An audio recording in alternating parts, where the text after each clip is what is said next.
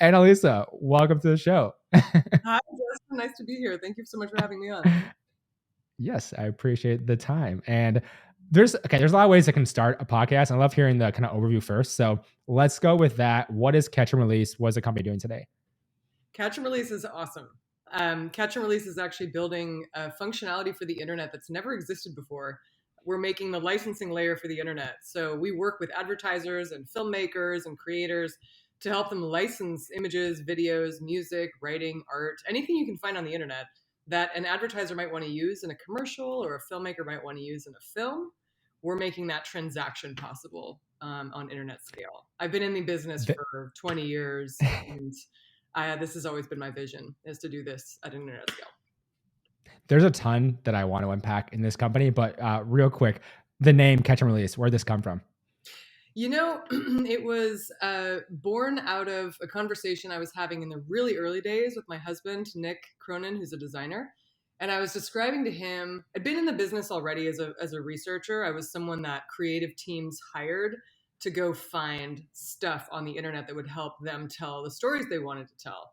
And the way they'd give me that information of what they're looking for is called a brief. So they'd give me a brief and they'd say, we're telling a story in 30 seconds about X, Y, or Z. And we need images or videos or audio or something to support that story. They need the raw material. And so I was the researcher that did that. I went out and I was the sleuth that went and dug around in the corners of the web trying to find this content. And when my clients just liked it, when they indicated that that it was supporting their story and that they liked the direction that it was going in, then they'd ask, like, how much does it cost and can we get it, and are all the people in this image or video released for the usage, because advertising requires a lot of consent. If you are the owner of a photo or video and Nike wants to use it in an ad, they have to pay you, and if there's anybody in the photo or video, those people have to sign off and possibly get paid as well. So there's a lot of logistical challenges there that were really hard to automate and really hard to scale. So the appetite for internet content was going up, but there was no mechanism to actually get creators and advertisers to connect and have those transactions. And that was really the vision for Catch and Release. And so the name came from that action of, you can catch the content, but it also has to be released. And when I was chatting with my husband about the early days vision for this company, he's a fly fisherman. And so that phrase was top of mind for him. And he said, what you're describing, this kind of engine that can pull content in from everywhere and make it available for licensing, sounds like catching and releasing in fly fishing, where it's a really gentle cycle of really understanding where you're dipping and catching it and throwing it back. And there's this kind of exchange that happens of energy. And I thought, thank you for that beautiful analogy, but also thank you for the name of this company, because I'm going to name it that now. This is perfect. I love it. Okay, there has been quite the evolution for this company from the beginning to where you're at now. Most recently raised a $14 million Series A last year at some point. Take me to the early days, though. Very beginning. What was this company in the beginning? And then we'll walk the story up to today, because I think it's been quite the journey from what my research has shown. Yeah, definitely. It has. It absolutely has.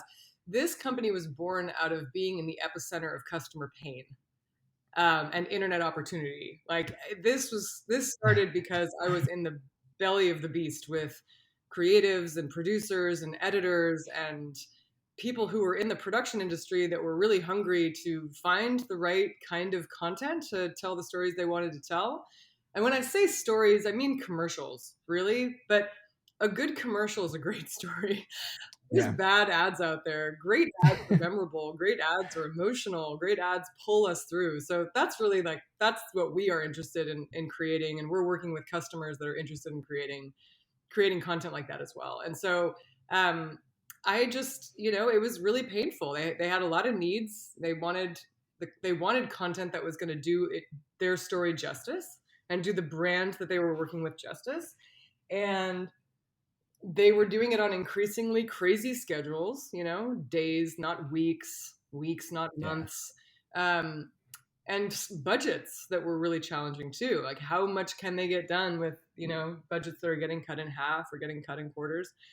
And so the internet represented this awesome opportunity because all this content's already been shot. And when I first got started, we didn't even have the iPhone. So, the quality of the content has since just become incredibly amazing, which has democratized the whole medium of photography and video. So many people now are participating in this art form that it used to be you had to go to film school to do it, or you had to have a budget to rent some beautiful camera. Now it's in our pocket. So I was seeing this appetite for this content going up on my customer side, and the supply of it all exponentially growing, and the platforms for this launching. Instagram came out, and Twitter came out, and YouTube and Vimeo, not in that order, but it continues to happen today. And so Yep. I really wanted to help bridge that gap for my customers that really wanted this content but couldn't find a quick, scalable way to get access to it, and for this emerging economy of creators that may not even realize that they are sitting on gold that a brand would really be willing to pay for. So that was how the idea was sparked, was just by being inside of this customer problem that I was really curious and eager to solve. There is always quite the change from the initial vision to what you have 5, 6, 7, 8, whatever years later. What was the initial product or service you had in like the very beginning? Because like we hear these successful companies are like, oh, they raise money and they're this thing now at this current juncture, but back then it was something completely different, or maybe it was the same thing on a smaller scale. Just take me through that initial kind of product service that you had. Yeah, I would say it's exactly the same, but it started at a smaller scale. I think the journey for us started at this nugget of how do we take something that we've just found on the internet on Flickr from a photographer in Egypt, Yep. and within a few days be able to tell a producer or a creative at an advertising agency or in a marketing team at a brand that they can use this on a billboard. Like, how do you do that? Because the person in Egypt's not like sitting around waiting for a note from me saying, can you please, give me access to this photo? And are you even interested? And will you agree to this price? And all of that, all the logistics didn't exist. So we set out at the beginning to solve that problem for a small set of customers, like 10 customers maybe. And I grew a small group of freelancers who could help with the catching, who could help with the finding of the content. We call them curators. So I trained a group of the first kind of freelancers I hired were curators. Here, I'm going to teach you how to go fish for this content and how to find the right stuff that our clients want. And then I hired some freelancers to help on the licensing side, because that wasn't my expertise. I was a creative. I wasn't somebody that really understood indemnification and E&O insurance and licensing terms and legal stuff. So I brought somebody in to help us with that. So we were initially just solving this problem, and it was like, this is great. All these customers are coming back and they're telling other people to come and use us. And I sort of started to grow it, and it was starting to feel a little bit like an agency, like a little service company, like a boutique service company. I would say that the nugget for Catch and Release was born when I just started to see the scale opportunity. Like, there are thousands of customers that need to solve this problem. Not just the agency I'm working with, but what about the brand they're working for? And that brand's entire team. And what about all the campaigns they're running? And what about all the content strategies that they have, from their going to the Super Bowl, but also like their email marketing? Like, how are they serving up content to their consumers? And what's the relatability of that content? And if they wanted to access the internet, how would they do that without tools? I can't build a company big enough to hand serve every single person. And that's just on the customer side. Then there's the creator side. Like, oh my gosh, the internet is 1.3 trillion things get added to the web every year. The internet's a different internet right now than when you and I first started this conversation. Yeah. So how do I keep pace with that? Because that's where culture is. That's where, if a brand wants to really relate to their consumer to the point where they're like sharing a heartbeat almost, right? Like, so relatable, so personal, so connected, they have to keep pace with what creators are making, because creators are reflecting back to us what's happening in the world. And that's where brands need to be in conversation. So that little small nexus of how do I get this guy in Egypt to say yes to licensing his photo for a Nike ad turned into, oh my gosh, the internet needs a licensing layer. It needs a licensing button on it that people can transact seamlessly on. And that obviously is a technology solution. And so that began the process of turning all the things we'd learned and proven as a service into a product roadmap that led to our first round of funding, that led to the beginning of this kind of vision for how to do this massively at scale and fill a gap that just hasn't been filled before. Okay, so much to unpack. There's the product side of it. There's like the fundraising side of it. There is the evolution of going from this idea of like more so a service to how do you scale this to like the entire internet. I want to go back to one. We can do part 1, part 2, part 3. Awesome, Take your awesome. let's go. Let's start with funding. Getting to the point that you realized, okay, wait, like we probably need to raise funding for this because this is a massive idea and we could use that to grow and all that. Just give me the decision to raise funding and then how that first fundraise went for this. Well, I didn't know anything about fundraising. I didn't even know any other founders. I didn't know any other CEOs. I didn't know any investors. Now, I happened to be based in San Francisco, which turned out to be kind of handy because Yeah. as I was starting to build a network, it was easy for me to meet somebody for coffee or sit down with someone. So that was helpful. I would recommend anybody who's going out to raise their first round and needs to build that network to consider traveling to do that if you need to. Now with Zoom, it's a lot easier. We raised our Series A on Zoom, so that's not impossible now. Yeah. But nothing quite meets just meeting somebody for coffee at the early stages of an idea, and just you're not pitching them. You're not really fundraising yet, but you are socializing your vision with an objective audience and getting a sense for what resonates with them, what's confusing to them. How quickly do they get it? That's all the early stages of practicing the pitch. And in those early days, there's none of that is wasted because you might have a great conversation with an investor in a coffee shop and then figure out a new tagline that you want to put on your website. I mean, it's a very alive time. Everything's on the table, and you're learning so fast that none of these conversations are a waste. Even if they don't lead to funding, they lead to insights. And so I just really recommend to anybody out there, just take those calls, go out and have coffee, just keep pitching. One thing on that, just for context, I want to go into more of this, but one thing for context for people, how long into the company did you decide to fundraise and like what year was this roughly? I'm just curious for this first fundraise. Yeah, absolutely. So we bootstrapped for the first few years. So I incorporated the company in late 2014, continue growing the service and learning through the service, providing to customers, like really paying attention to the pain that they were experiencing, learning what their day-to-day behavior was. All in my mind, I knew we were going to be building a product, but to them, I was just working for them and with them. Yeah. And so we actually were able to survive for like about 2.5, 3 years on our own revenue. And we didn't raise our first round until 2017. Okay. That was a seed round. That was a seed round, and we raised from angels and institutional investors, some really amazing ones. There's a whole conversation we could have on how to raise a round the first time and what kind of angels to go after and all that. Let's dive into that, of how you were thinking about it back then, especially because you mentioned, you didn't have this massive network necessarily when you came into this point to raise funding. I think it'd be helpful for founders to kind of get an idea of that for you. And I'm actually just finishing up an article on this. Love that. I'm happy to follow up with you on that after. Yeah. So yeah, it started for me. One of the first important people I met in my network was a CFO. He had been a founder before. He was kind of had already had an exit, and so he was looking to advise companies. And as a creative person who'd never been a CEO, never fundraised, never built a business, but understood the customer pain really well and the domain. It was really helpful to me to have a finance partner early on. He really helped me see all the nuts and bolts of thinking through a business.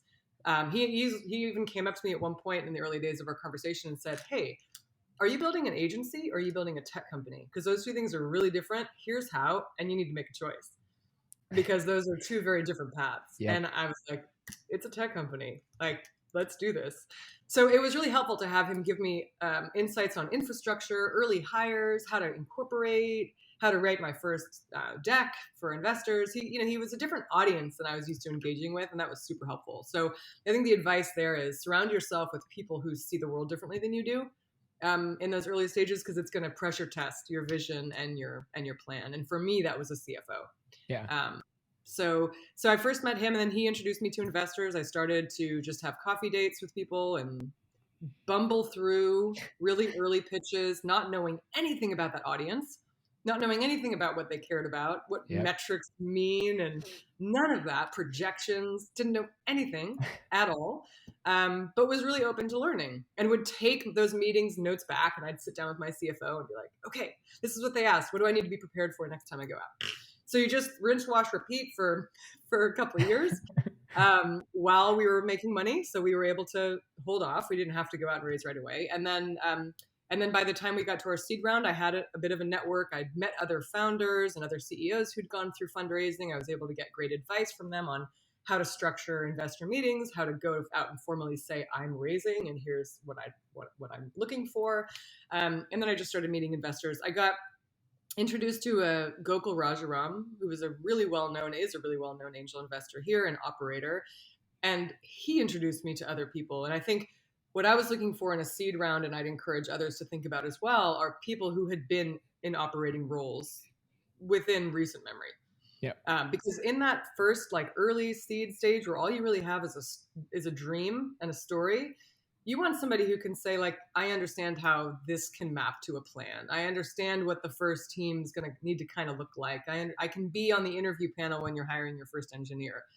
These are people you want. And Shruti, who you're going to interview next from Array, was definitely in that first round. And one of the reasons I wanted her in was because she brought some of that expertise to the table. So you want to bring in people that you can trust, and you want to bring in people that you think meet the stage of the business that you're in. Yeah. I love that.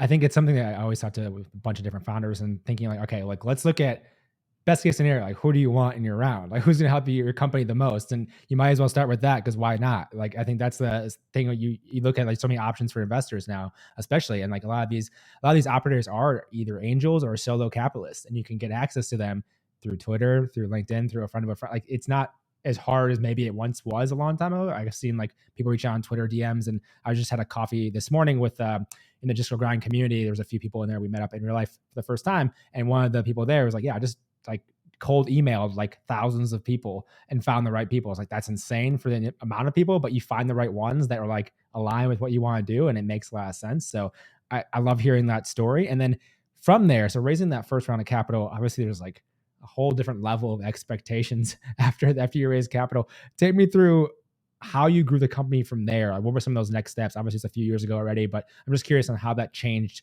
what like Catch+Release did. Well, I certainly didn't stop learning. I mean, there was a moment after raising that round where I started setting up regular meetings with my investors who I had just raised from. So because again, they were adding value. I was looking for people who I wanted to use their time. So Yeah. to use Gokul as the other example, he and I would meet every couple of weeks. I'd go into, he was at Square at the time, and then Caviar. So I was like just going to his offices and sitting down and meeting with him and showing him the roadmap and bringing in other team members to chat through challenges. So setting up that cadence of communication was really important. We didn't have a board, so in the early day between seed and A, there was no board, so we didn't have any of that going. So I just set up cadences for checking in with people and getting their advice and updating them on the business. I would say one of the biggest turning points for me between the seed and the A was recognizing my role as a founder is different than my role as a CEO. And I think that's something that kind of hit me over the head pretty hard, where at the beginning when you're working with like 5 people, 10 people, you don't have to formalize a lot. Company values, mission, roles, it's all fairly flat and kind of like understood. Yeah. You don't have to say it. And it feels kind of awkward to say it at first, to say these are our values to a group of 15 people you've been working with for a year and a half. And you're like, yeah, I get it. Yeah, but we're here. Yeah. building something that's going to scale. So you need to put those frameworks in place. And it's actually really, really important to put those in place. And so I remember learning at a moment when the company was having a challenge with one of our departments. I remember we were having a really hard time with our sales department, I think it was. And we needed to make some changes, not just in terms of the process, but also the speed at which we were moving and learning. And I remember looking around because as the founder, I knew very well what the mission was, and I could detect when something wasn't pointing in the right direction. But I had this realization where I was like, man, it's just not working. Like, when is someone going to fix that? And then realizing, That's actually my job. I'm actually the one that everyone's listening to help fix this problem. And this is a company that now needs leadership, not just founder direction. They need leadership. They understand where we're going. We've created the values and the mission and the vision. We're all on board with it, and now they need someone to make hard choices so that they can keep going. Yeah. And that is that was a really big learning for me right after raising the seed and getting toward the A. That's what growth kind of meant in a way. It wasn't just customer growth and revenue growth and user growth. It was personal growth. It was, am I ready to lead this company on the next stage of its journey? And that wake up call was really, really important when I look back on it. And it's hard as a founder sometimes because you're so caught up in the thing that you've created in your head that you have to be able to look objectively at the company as a CEO and say, what does it need now? Without my like sentimentality, without the vanity of my connection to it. And I would trick myself. I told Gokul this once on a call. I said, sometimes I have to trick myself that I was just hired as the CEO of this company by the board, not that I'm the founder. Yeah. And that helps me make better decisions. To that point, with the team itself, then, I have a lot of questions I could ask around the team. At what point did improv come into play here for the team, for the squad? Like, where does that come into play? Way late. Okay. Way late. Way late. I would say that so it's really interesting. So team is such an interesting thing. I feel like we hear this a lot. You need an A team. Yes, we all need an A team. Sure. But I think in Silicon Valley, we tend to think about that as a collection of A players. Like you need great individuals from great backgrounds that are really great at execution and can also be strategic and are just going to come in and really take ownership and kick ass. And that's true. It's like building any kind of, you want athletes, right? We want athletes. We want people to come in, they understand the objective, and they're just going to like work like crazy hard to do it. But there's also how the team works together. There's like, is the team an A team? Are these people really collaborating well? Are they leaning on each other? Is there a culture of trust and support in this team? In basketball, I think about like blind passing, when somebody's just like, I know I can pass the ball and he's going to pick it up because that's how well I understand and can rely on my teammate. That is another level of A team to me. And that has to be, just like in sports, that has to be practiced. You got to practice that. So improv is a way that we practice that. It's like our rehearsal. It's our basketball practice, and it's super fun, but it's also really serious. It's really serious work that we're doing, and the results speak for themselves. There's so much alignment, and the ability to blind pass is crucial in startup when everybody's moving as fast as possible with imperfect information. We need to rely on our gut and our instinct and our data. And those things and we all have different perspectives, which is a huge competitive advantage if you can really get access to someone else's perspective. The way you really do that is to make sure you're creating a space where that perspective can be openly shared without ego, without inhibition, with inhibition, I guess. Without inhibition? What's the other word? Opposite of that. Always tricky on that. Understand the sentiment. And so creating that kind of environment that welcomes multiple perspectives, that welcomes collaboration, has to be practiced, and it has to be set as an expectation and a culture from the top. To that point, so improv's not just like do a workshop every a couple times a year for team building. It's like every few weeks we all get together, we do this work, and we talk about it a lot between sessions too.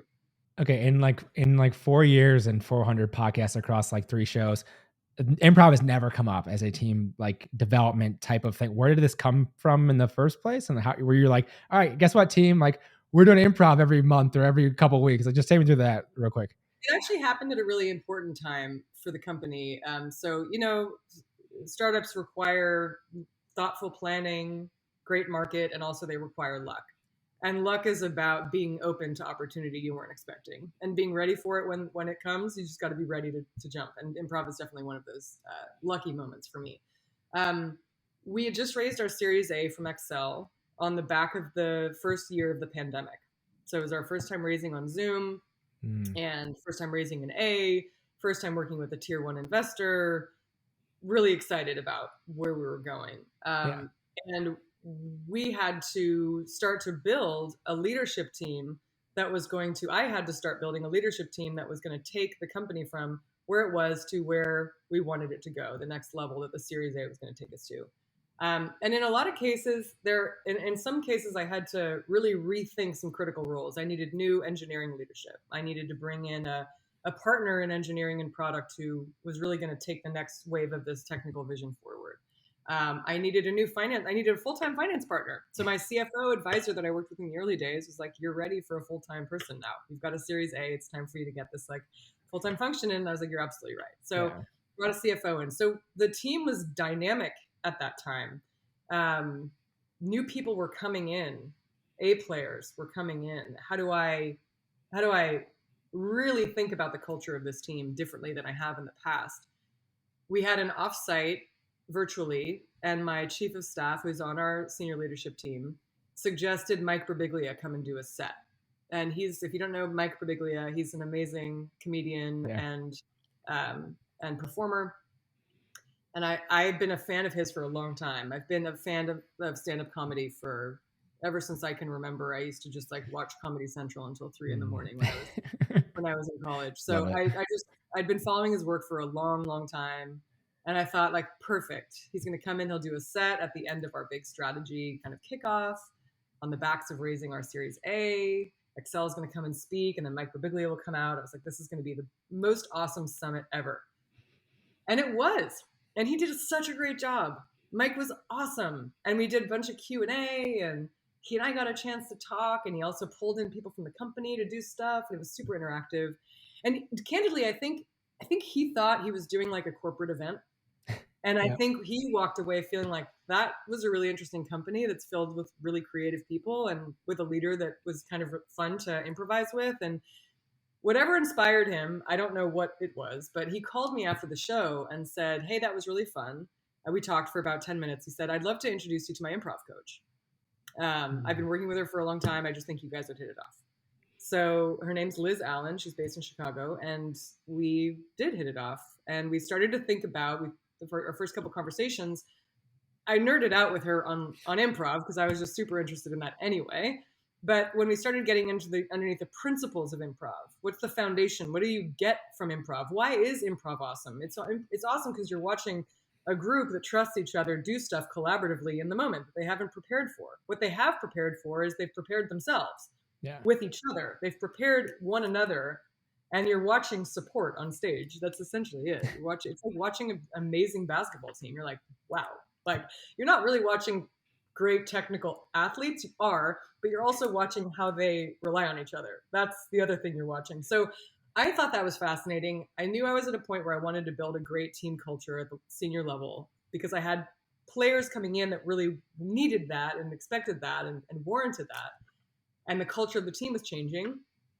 And I thought, okay, this could be really interesting. So we tried it.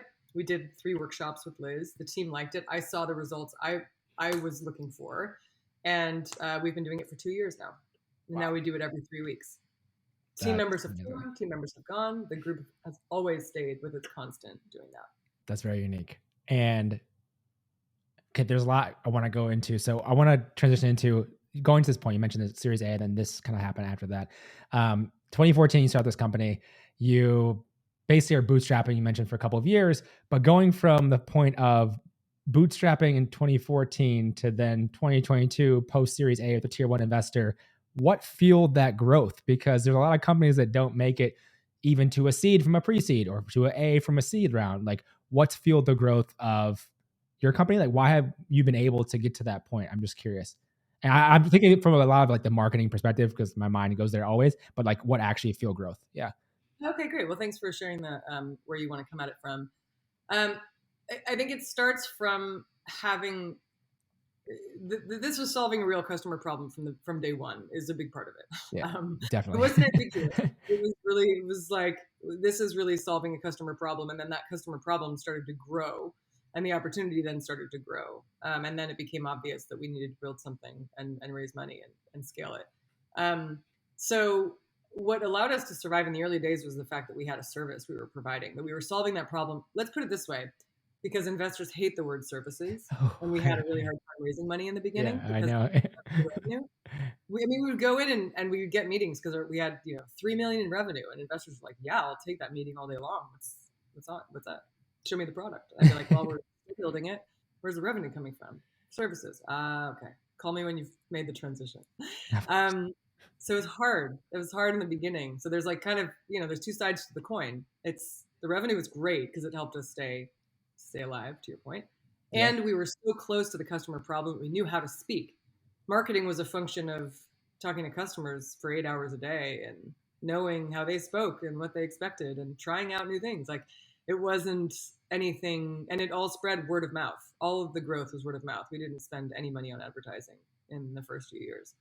Um, and so it was that revenue that helped. It was the revenue, the proximity to the customer were the two things I think that really were the key to our survival. And then I had to develop skills outside of those two things, which was pretty significant achievements, like being really solving a real problem and making enough money to fuel the growth of a team. But I needed to then develop the skills and fundraising and showing investors how this vision could shift from one business model to another. And that was challenging and interesting and filled with lots of learnings too. And from that, then you mentioned a lot of the kind of customer led growth through referrals, and you know the customer so well. So obviously you have that experience around that. So they love this. It's a clear kind of like need being fulfilled by this. Is it the same today in terms of how you look at the next phase? So obviously you're post Series A. There's different expectations, more growth, faster growth, whatever. There's a lot of different expectations. Is it the same things in terms of growth marketing you're looking at today that it was even a few years ago, or has it evolved as well? That's such an interesting question because in some ways I feel like we're coming back to our fundamentals again.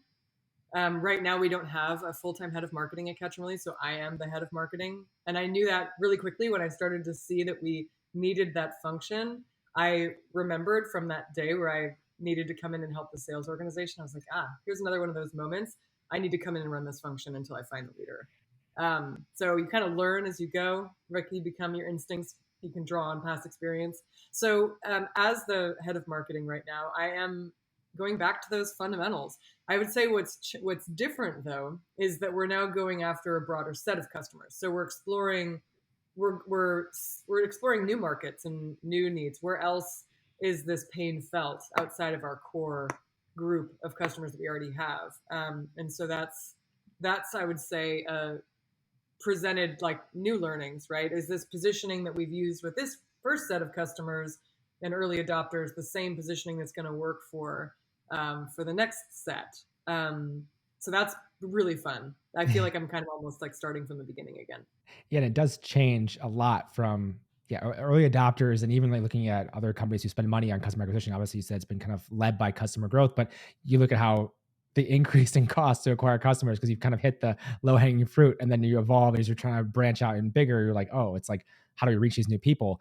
Being that you're in this kind of right now, even from just like a strategy perspective and process perspective, like how are you thinking about that, or what do you want to see in terms of the next customers to hit? Is it like combination of market size, how you'll reach them, what makes sense is like tangentially? I'm just curious on how you're thinking and where your headspace is Yeah. at.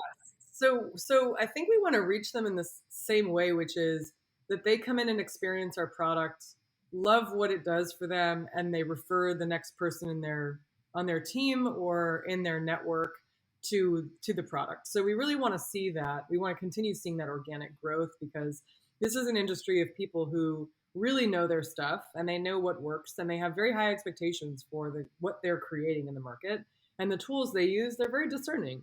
And so we love that a customer can say, I was referred to you by someone who I really trust. That just feels really good. There's kind of nothing better than that. You can't really pay for that. That's just beautiful. So I think we want to see that continued organic growth. I think what we want to learn is the market that we've gone after, especially since we had a service for the first stage of the Yeah. company. We were working with the world's top leading advertising agencies and brands. We were working on Super Bowl commercials, like big media. I mean, stuff that you've seen and probably still remember seeing Yeah. um, from brands that are household names. And it was a great way to introduce the market to not just our solution, but the opportunity of the internet in general. Found content, which is what we call it, all the content you can find on the internet is found content, is such a huge opportunity for marketers to connect with their consumers and build a sense of trust.